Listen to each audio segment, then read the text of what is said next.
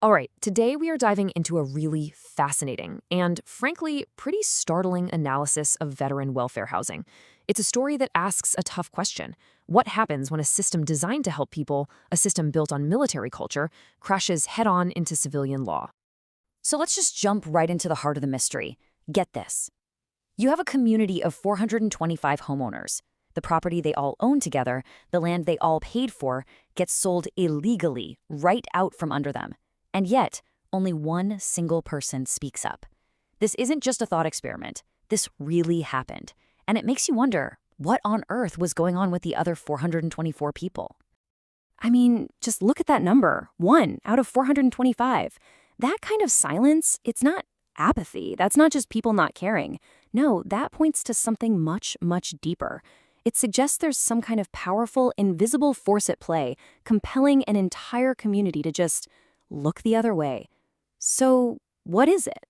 Well, to get to the bottom of that silence, we have to start by looking inside the community itself.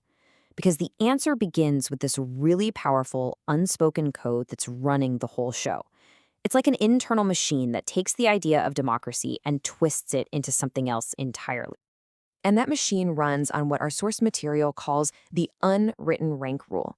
It's this informal but incredibly rigid idea that veterans just unconsciously bring with them from their service. It's the assumption that, of course, a brigadier or a general should be in charge of the residents association. It's not written down in any bylaw, but believe me, it operates with the absolute force of law. And this is where things get really sticky. On one hand, you have the actual law, which requires something called fiduciary duty. That's a fancy term, but it just means leaders have a legal duty to act in the best interest of everyone, of all the homeowners, equally. But on the other hand, you have this unwritten rank rule, which demands rank solidarity, basically loyalty to your fellow senior officers, even when they're breaking the rules.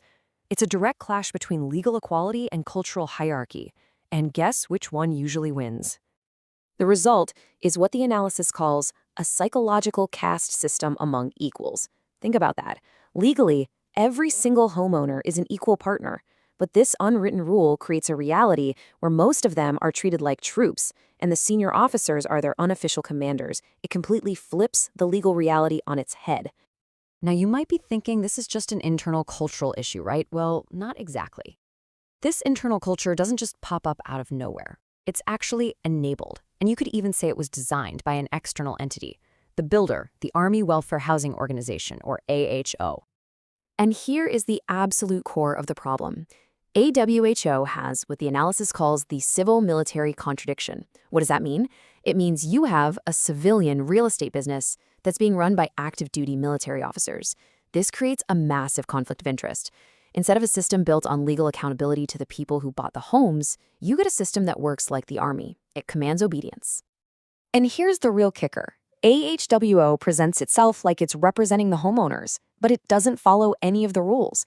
It has no actual members, it holds no elections, there's no general body to hold them accountable, homeowners don't get to approve the accounts. I mean, the list goes on. This is why the analysis calls it a legal fiction. It's a private developer acting with the borrowed authority of military rank. So how do they keep this control? Well, here are the tactics. AWO intentionally delays handing over the common areas and assets for years, sometimes decades. They set up these residents' associations using weak legal structures that leave them with no real power. The end result? Over 33,000 homeowners are systematically and structurally denied the basic right to control the property they fully paid for. Which brings us right back to our original mystery. How did they pull off that illegal sale? Well, here's the playbook. Step 1. HWO sells the community's property without asking anyone. Step 2, they give a tiny piece of the money to the local residents association as a little token. But step 3 is the genius move. They record that payment not as money from an illegal sale, but as a refund. It's what the source calls an accounting mask, a clever piece of financial deception to make it look like everything's above board. This quote from the source just nails it. Authority is not legitimacy. Hierarchy is not governance.